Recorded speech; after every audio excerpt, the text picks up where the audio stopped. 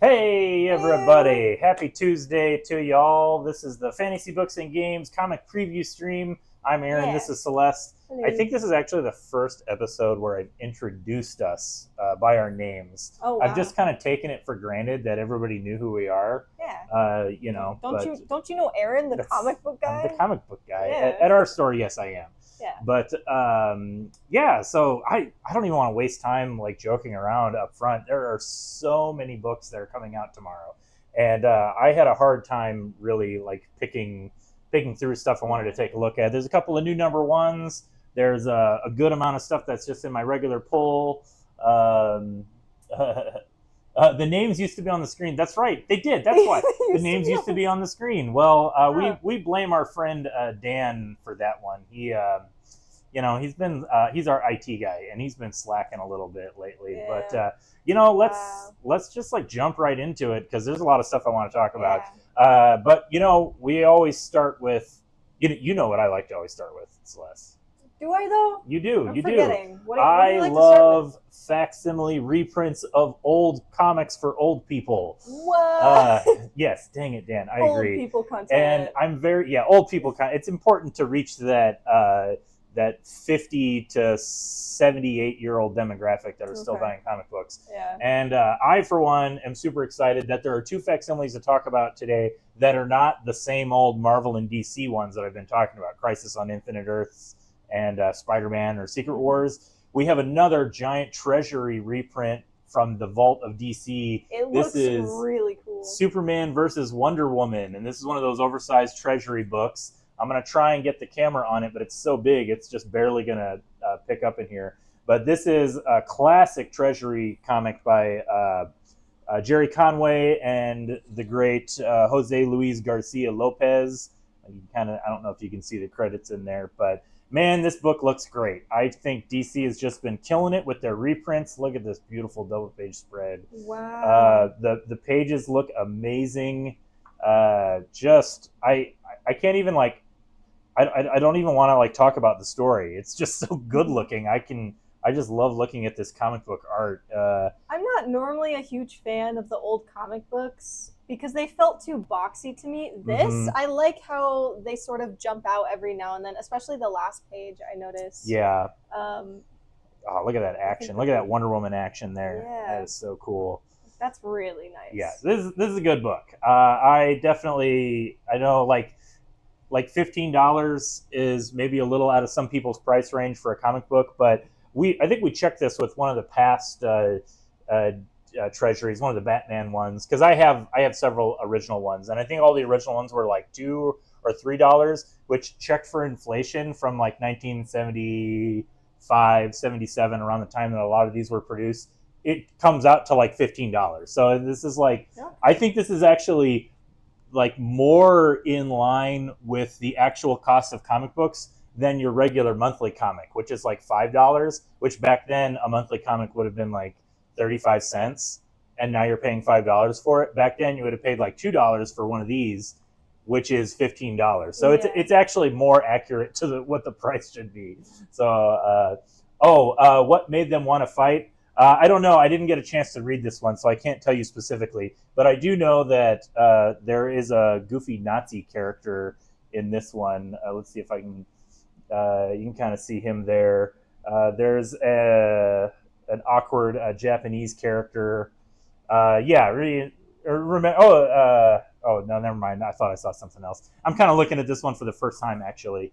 But like I said, there was so much stuff to read this week, and this was just the one of several that I didn't. Our wall is so full that we have to move the previews off of the wall. We're putting them Mm, somewhere else this week. There's yeah. just so much stuff going Normally on. we like to display all the variant covers when they come out, but no room for Nope. variants. It's just Not this week. the So if one you like book. variant covers, You you got to gotta dig dig. for them. Yeah. Another facsimile that's coming out tomorrow that I'm really excited about. You thought it was passive knowledge that I already had. You know what? I thought about faking it, but we got too much to talk about. We're just gonna blast through it. Yeah. Another facsimile, Archie Veronica. This is I'm glad to see Archie's getting into the facsimile game. This is a classic issue. This is Veronica number 28. This is actually from 1993, I think, when this first came out, and I think it's just getting a reprint because it is a beautiful cover by Dan DeCarlo. You got to remember, Archie, all these books, these are like essentially family-friendly kids books. And this awesome cover with like sexy Veronica in her bikini, they were always like a little racy. Hey, Alex, good to see you in the chat. You missed what did you miss? Just a facsimile. Superman versus Wonder Woman facsimile. I do recommend it. Also, facsimile Veronica, and it's a classic Archie comic. If you like Archie, this is a good one to check out. Just really, really good comics. They're funny teenage humor comics. I like the humor. I like that Archie hasn't really changed its formula. It's basically just like teenage drama, and it's girls chasing boys and boys chasing girls, and it's timeless. It just works. Yeah, the Veronica cover. Holy smokes, this cover! That's why it's getting a reprint. I like how it's not even accurate to someone diving off a board. Well, she's like about to flip up. It's. It's accurate enough, but yes, it's quite a racy cover. So it's. I'm glad to see it getting a reprint. Let's just move on. There's a couple of collected editions that are coming out tomorrow that you've heard me talk about them before. When the issues were coming out, I talked about If You Find This, I'm Already Dead. I'm glad you grabbed that. If you didn't, I would have. Yeah, because I enjoyed it. You read it too. You liked it too? Yeah. I liked it a lot. I liked how complete of a story it felt. Yeah, this is a nice hardcover. Written by the great Matt Kindt, one of my favorite creators. Illustrated by Mick. Oh man, I blanked on his name. There it is, Dan McDade. Yeah, there you go. I just love the setup for this story, which is like a war journalist in an alien environment, and so the narration, like all these caption boxes that you see, is what she assumes is going to be her last entry, and so each new entry, it's her kind of just detailing the events. And she's just always on the verge of dying in this alien world. Mm-hmm. Really, really well told.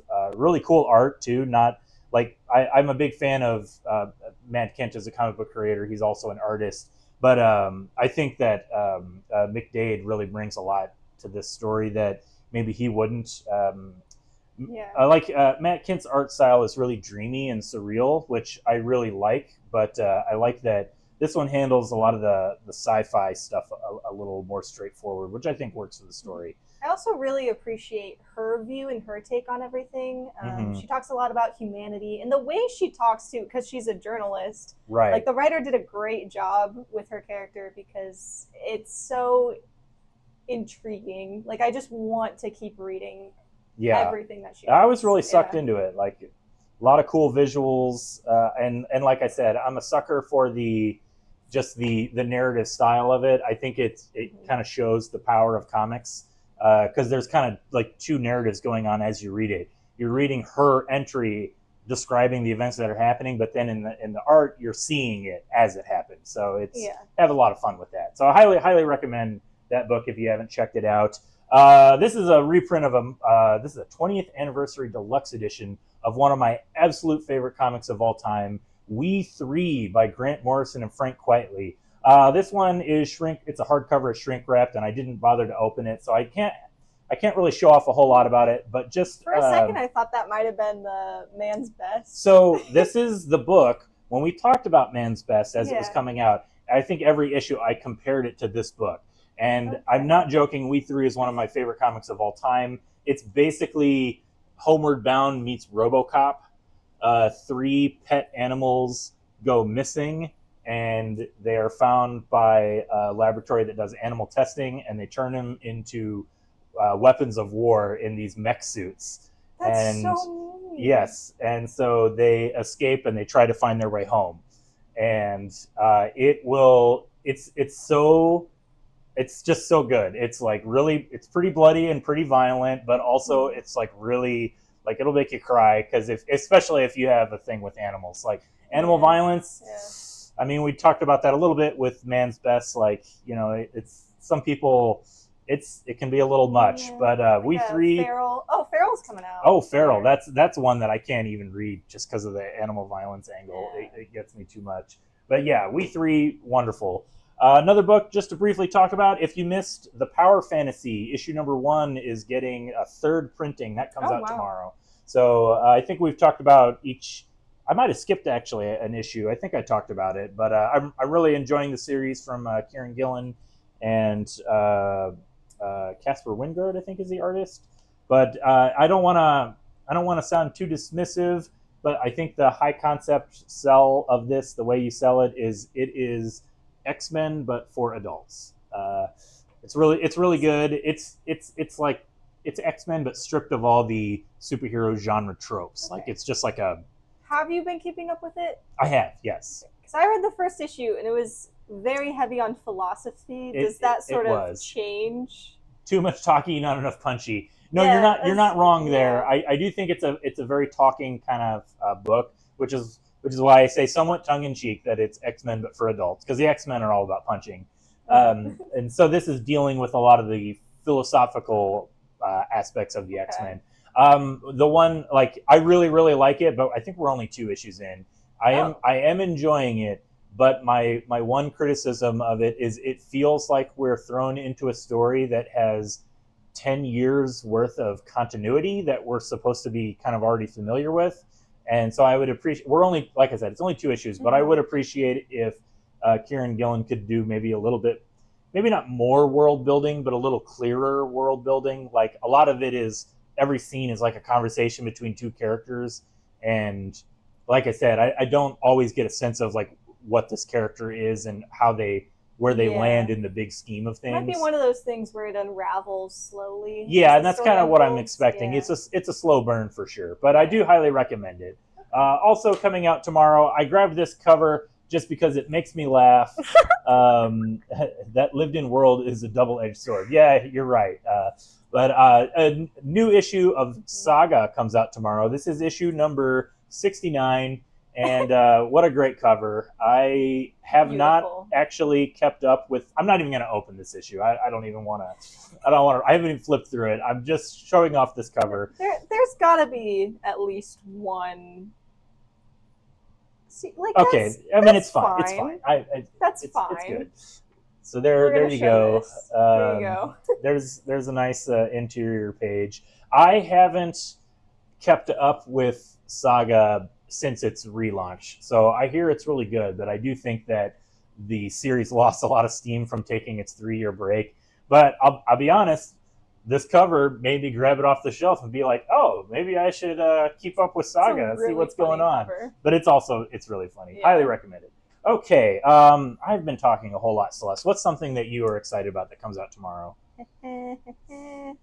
Lilo and Stitch. Yeah, Lilo and Stitch. So I've been keeping up with this series. This is issue number 5, and we just sort of finished off another like little story arc. So if you wanted to jump in just with issue 5, go for it. Yeah, yeah. This is a cute little first page. Yeah. So this was sort of a reference to the first 4 issues, but beyond that, you don't need to read them to understand this at all. But it's sort of dealing with Stitch sort of thinking that he's like a monster or an invasive species and trying to like grapple with that. So heavy topics for just a little guy. He's just a little furball. He's just a little fella. Yeah. But I think the artwork is beautifully done. The way they draw Lilo as far as her mannerisms, even Stitch, it's so good. I think they nailed everybody in this. I like got confused for a second, and I was shocked that Lilo was a girl, and then I remember that Lilo is the human character and Stitch is the little monster. Yeah. So yeah. My bad. You gotta brush up on your Disney. I gotta brush up on my Lilo and Stitch. Maybe you should read this. I probably won't, but you know what? I do like that it has a giant Godzilla dinosaur. Yeah, Godzilla meets Disney. Yeah, so that's fun. And you get this. Oh, you got a little mech. Yeah, okay, that's cute. Yeah. I've said before, I think I read the first issue of this when it came out just for fun, but I do like that this series is written by Greg Pak, who is a writer that I really like, and he's done a lot of good stuff. It's great writing so far. Yeah, he's a good writer. Heavy topics done in a light way. I like it. That's appropriate for Lilo and Stitch, I think. Yeah. All right, real quick, we'll just blast through a couple of stuff that's in my poll that I highly recommend, but we're not going to flip through. Kea, this book has been awesome by Wes Craig. Maybe we'll just open to one page. Like, look at that. That is so cool. Such a good one. Yeah, I'm really liking this post-apocalyptic fiction. Really good stuff. Army of Darkness Forever. I've kind of talked about this one off and on as it's coming out. I can't believe that it's like 12 issues. But most Army of Darkness or Evil Dead comics that have come out are not great. But I am really enjoying this one. It's written by Tony Fleecs, who is kind of a guy doing a lot of big things at Image these days. He's working on one of my favorite current comics, Local Man. He's the writer of, he does Feral also. He does the art for that. And yeah, so this dude is working, and he's doing this Army of Darkness book, and it's really good. So I like this little cherub. Yeah, that's the Necronomicon got turned into a demon baby. And if you had seen Evil Dead or Army of Darkness, you would know what that means. But I'm sorry, demon baby. Sorry, I'm not supposed to be mean to you. Everybody says I'm too mean to you. Also in my poll, Conan the Barbarian. You guys know I love me some Conan, and this new series, I'm kind of not surprised, but I'm just pleased to say that we're 15 issues in, and I am really, really liking it. This is, just another look at. It looks great. The creative team on it has been awesome. Jim Zub, I think, is doing some of the best work of his career, and just very cool, classic. Oh, thank you. This is good catch there, Celeste. Yeah. This is that's another. I think that's the other thing I like about it is like it feels very authentic to the original Howard stories in a way that a lot of the Marvel Conan just couldn't. Another book just worth mentioning: The Moon is Following Us. We talked about this last week.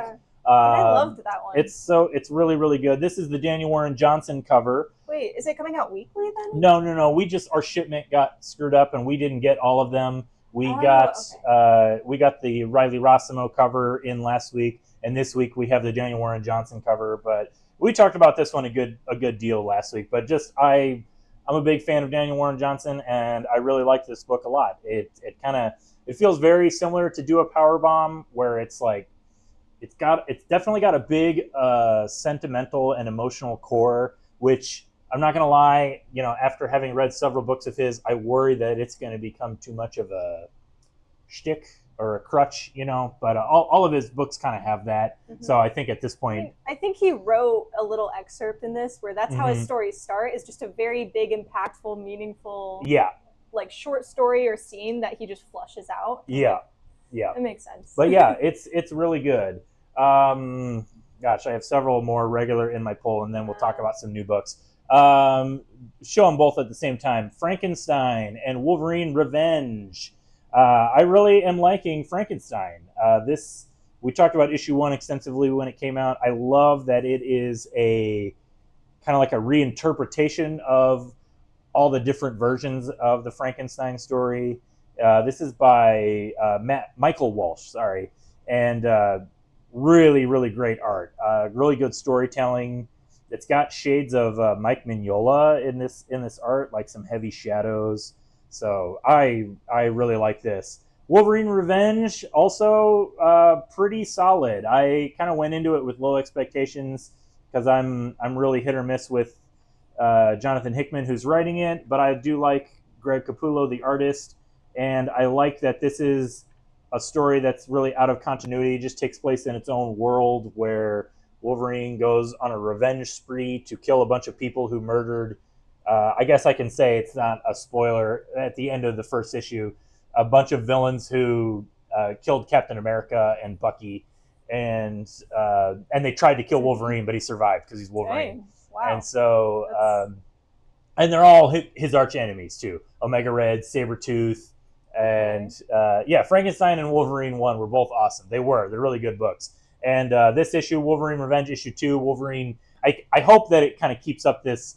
I think the story moves maybe a little slower than I would like, but he goes after Sabretooth in this issue, and it's a pretty, I ranted last time about the whole Red Band thing. I wish there's like the PG version or the PG-13 version, that's the regular version, and then there's the Red Band version, which is the R version, and I wish they would just release this book as just a One Marvel or the Max either. series. Yeah, one or the other. Yeah, I wish it was just a Marvel Max series. But yeah, it gets pretty bloody when Wolverine and Sabretooth start throwing down. I don't really need to show any images from that. You can already picture it in your head. But yeah, it looks Yeah. cool. Greg Capullo's awesome, so I'm glad to see him back there. Okay, that's it for my regular polls. Wow. I know I wanted to blast through them because we Lots still of got stuff, so much yeah. stuff to talk about. What's something that you got here, Celeste, that you're really excited about? Something coming out tomorrow is Baby Bear's Bakery. Baby Bear Bakery. Yeah, like that this is a sharp contrast to the books I just talked about. Yes, very much so. This is written by Kamen-Totsu. Yeah. Yeah.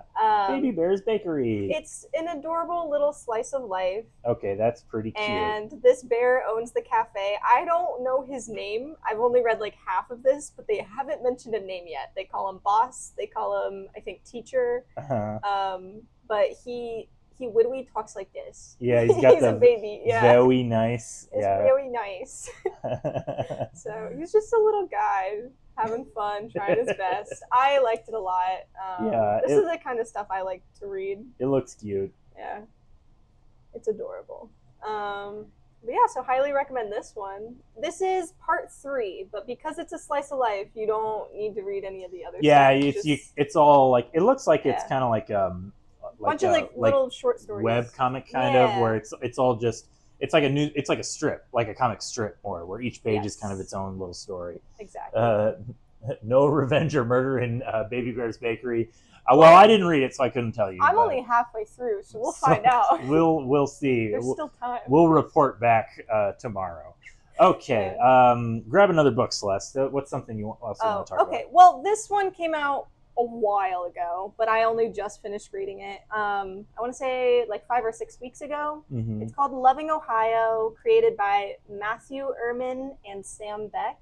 Okay. So I really appreciated this one. It takes place. Does this have anything to do with those Ohio memes I keep hearing about from the youths? Absolutely not. Oh, okay. Okay. Continue. Not even close. This is oh, creepy. Yeah, it's I think centered around cults and religion. I'll say that. I think that's what it's mostly about. Sort of a coming of age. This girl and all her friends are grieving the loss of one of their friends, and then all of a sudden there's like a fire, and this guy with supernatural abilities just murdering kids. So it gets pretty crazy. But as far as her dealing with her father, who is in this cult, and trying to like bring her into it, most everyone in the town actually. It takes place in Loving, Ohio, which is a fictional town. It's not a real place.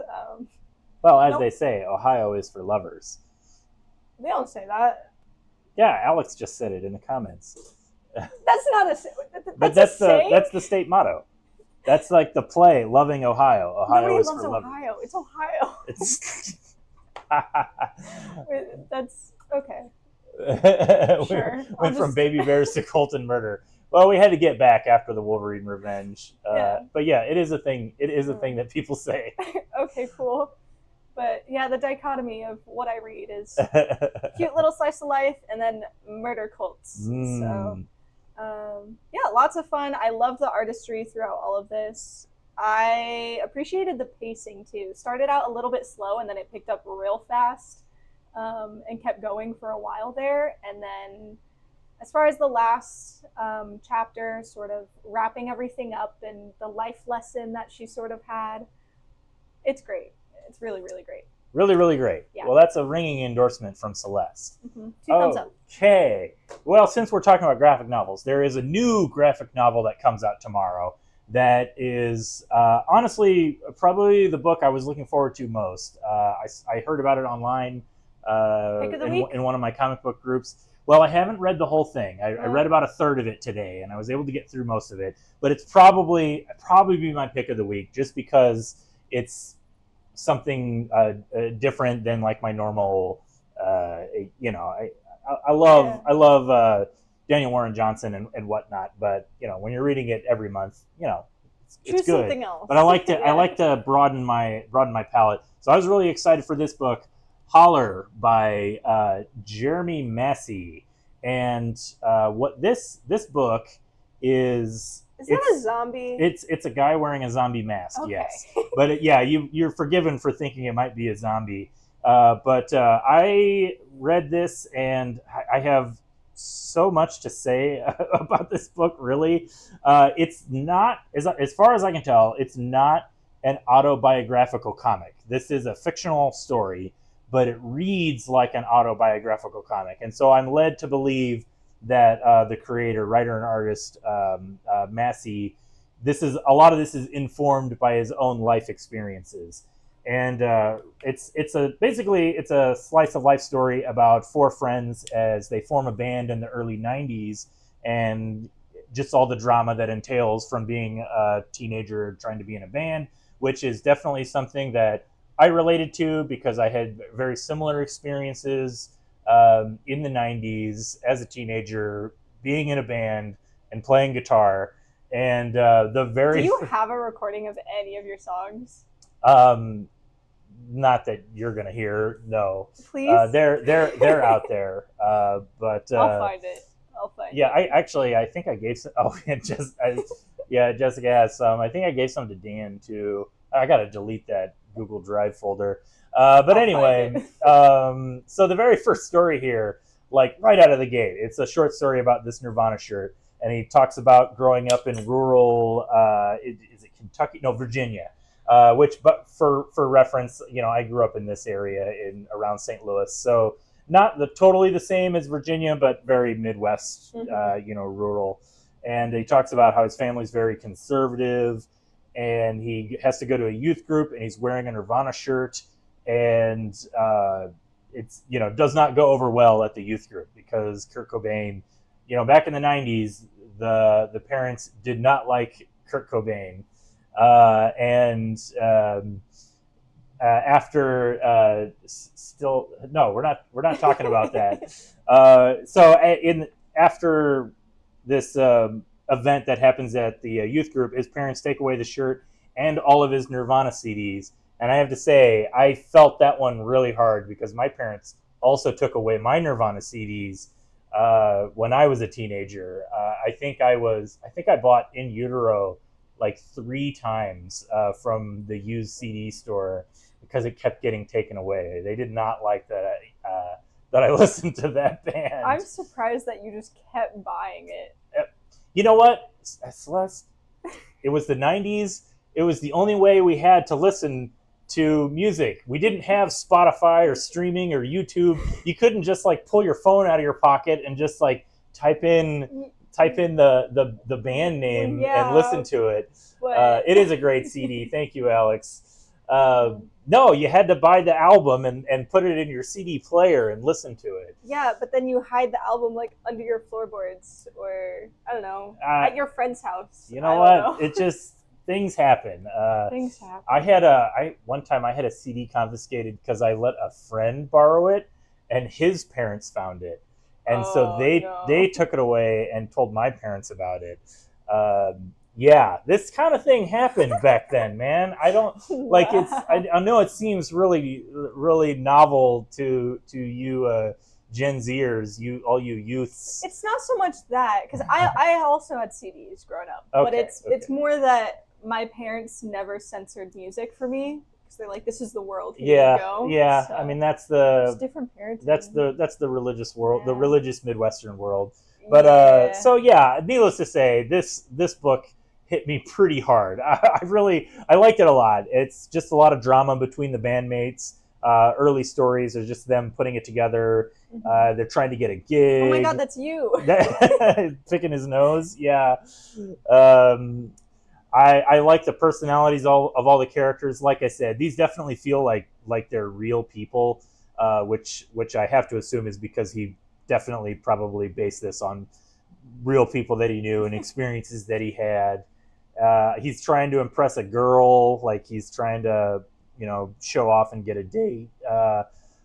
Really, really good stuff. I really like this book. Highly, highly, highly recommend it, especially if I think there's a lot of crossover between comics and like the just kind of like the underground world, like underground art world, music world. So this is definitely something that if you've ever been in a band, if you've ever had an awkward high school, group upbringing.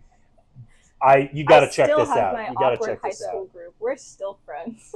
You know what? Me too. I have to admit, Yeah. despite all of my my high school trauma, which I've actually done a pretty good job of just completely blocking out all of my high school experiences. Uh-huh. Like I just don't remember them at all. Teach me your ways. But, because I need them. It's an ancient secret that I won't divulge on camera.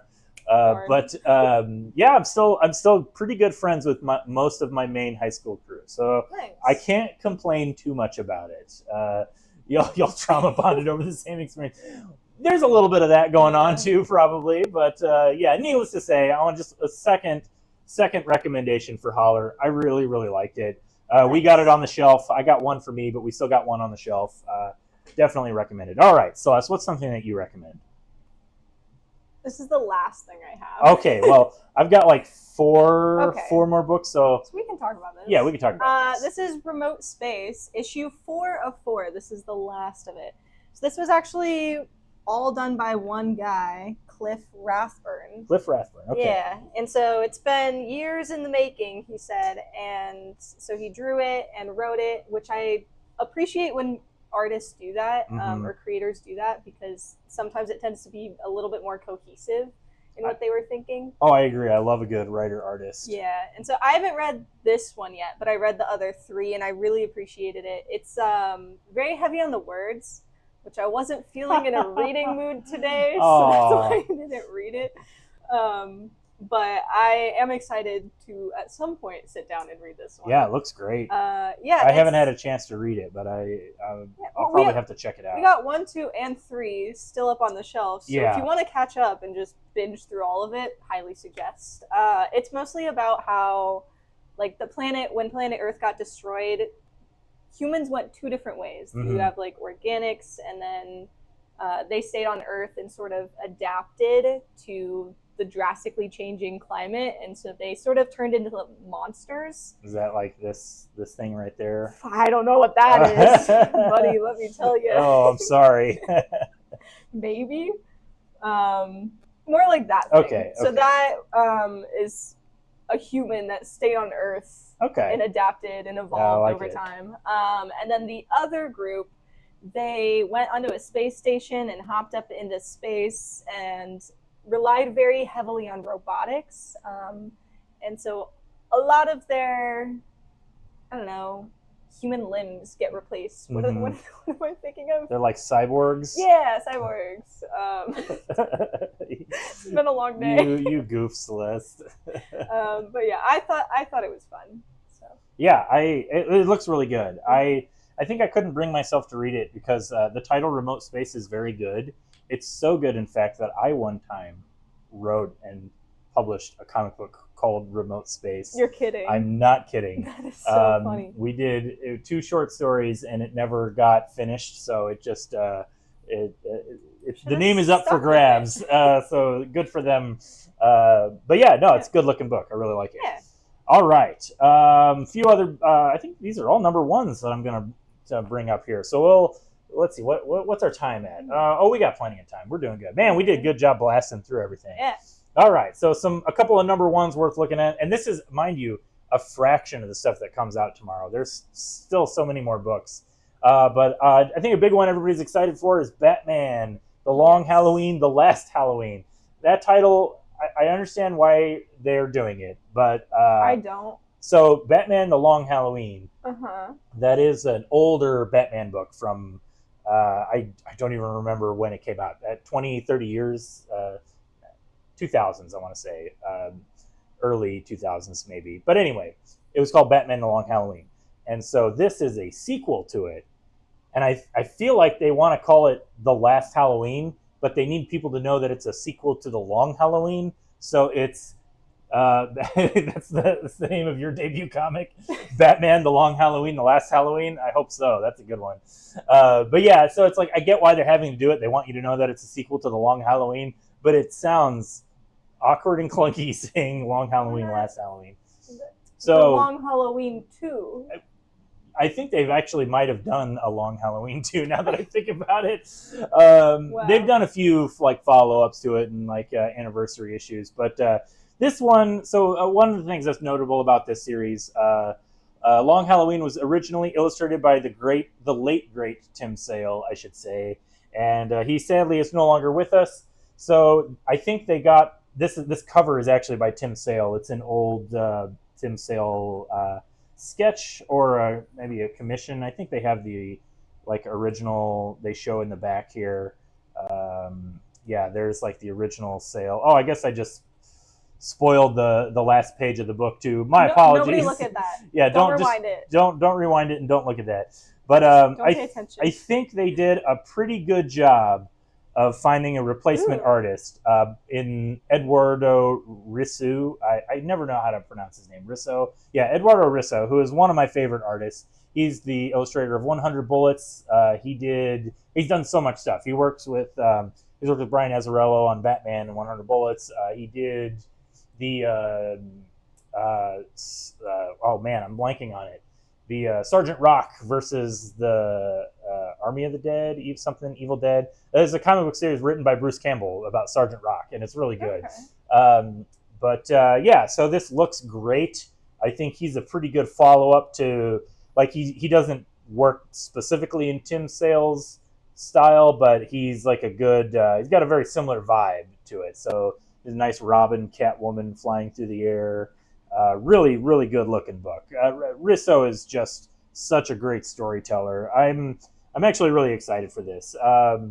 If for no other reason than the art. Like, it's really good. Mm-hmm. It's written by Jeff Loeb, who is somebody who I run hot and cold on. I probably dislike more Jeff Loeb than I like, but Long Halloween is one of his better books. And so I'm hoping that kind of him going back to that, he can kind of revive kind of the era of when he was really, popular at the very least, if not really good. His peak. Thank you. That's the polite way to say it. His peak era. But yeah, highly recommend Batman: The Long Halloween, The Last Halloween.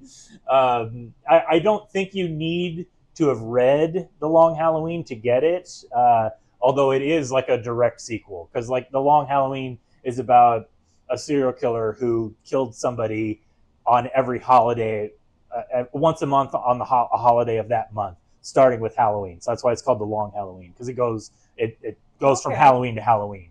And spoiler alert, Batman catches the killer. But now this is a sequel where there appears to maybe be a copycat killer, or is it maybe the original one? No spoilers, but there's kind of a mystery like setup of like what's going on here, and it's pretty solid. I really liked it. All right, here's another number one, which is actually a one shot that I didn't expect to read, but Mighty Morphin Power Rangers Usagi Yojimbo. Now, I don't know if I've ever talked about a Power Rangers comic on this stream. I have to admit, I've never really been a Power Rangers kid. I watched it on TV occasionally, but it was never really my thing. But Usagi is like you all know that Usagi Yojimbo is my thing. Yeah. So I had to check this out, this one shot. This is illustrated by Sean Daly, and I think it's good art, but it always looks weird to me. Oh, awesome, Alex. I'm glad that I got you into Usagi. It always looks weird to me when somebody other than Stan Sakai draws Usagi Yojimbo. And so I really wish, I understand why it's not, but I really wish this comic was drawn by Stan Sakai, the creator of Usagi Yojimbo, because not only do I really I love his art, I would absolutely love to see the Power Rangers drawn in his style. And instead, we get a good artist. He's doing like a good manga thing, and the coloring kind of has this. I really like this. Yeah, like I'm trying to be really careful with how I say it, because I don't want to I'm not trying to disparage this art. Like, it's good. As a longtime fan, as a longtime fan, I'm like, I wish this was a Stan Sakai project. Yeah. Like when they do the Ninja Turtles Usagi Yojimbo crossover, Stan Sakai writes and draws it. Is that Usagi? That's Usagi. Yeah, okay. That's his ears, which is like tied back into a top knot. It's just very stylized. Yeah. But yeah, this is just a one shot. It's just a single story about Usagi Yojimbo going to the future and teaming up with the Power Rangers. And you know what? It is exactly what it says on the tin. I don't feel strongly one way or the other, honestly. Like it's a fine issue, but I can't help but be maybe just like as a Stan Sakai fan, I'm just like I'm reading it the whole time like, God, I wish Stan Sakai was doing this. But if you love Power Rangers, but if you love Power Rangers, that's the thing is this feels like it's something that's more for Power Rangers fans than Usagi Yojimbo fans. And so maybe that's part of it. Like if you're a Power Rangers fan, you don't really know anything about Usagi, or maybe you remember seeing Usagi in the Ninja Turtles cartoon, then you're probably really going to like this. So you know, I'm just glad that there's more Usagi comics out there because Usagi is great. All right, another number one that comes out tomorrow. I got two more. This book that I pulled up on a whim, just because of the title, and I'll have to. It's a very simple title, but they got me with it. Knights versus Samurai. Wait, that comes out tomorrow? That comes out tomorrow. I must have Knights missed it versus on the wall. Samurai. And as you can see on the cover, there is this cool samurai clashing swords with this cool knight in armor. And I don't want to spoil anything, but my one criticism about this issue is that there's no fighting between knights and samurais in it. It's all just like a setup for a future issue. Yeah, and so they will fight. They will fight. Okay. But it's all like tease. Like it's the story of the knight character as he like makes his journey to Japan, where he will probably eventually fight samurai. I have to assume.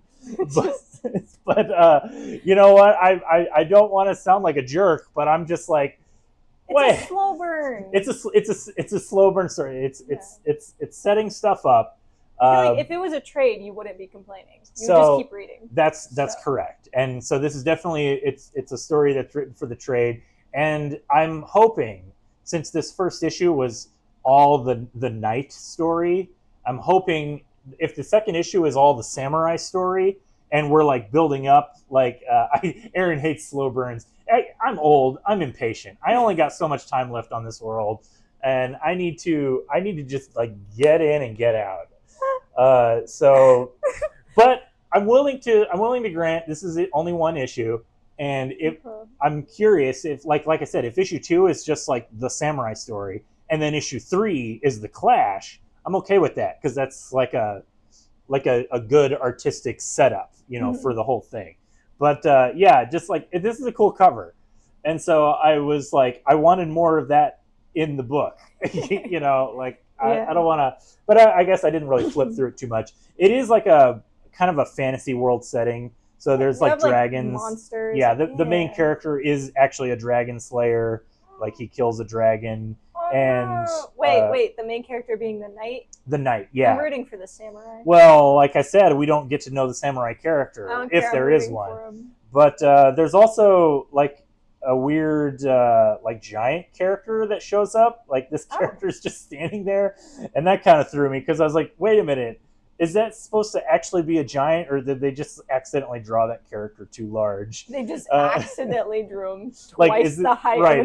Is the perspective just off, or is it a giant? It's a giant. Although they never really like clarify. But since it's a fantasy world where dragons exist, I think it's okay to assume that giants exist. I think they even refer to as a German, so maybe they're just operating up. You know, Britons, they were kind of tiny people. The Greece and Romans even shorter, but the Germans, you know, they come from hardy stock. Like they were all giants. Like if you're average,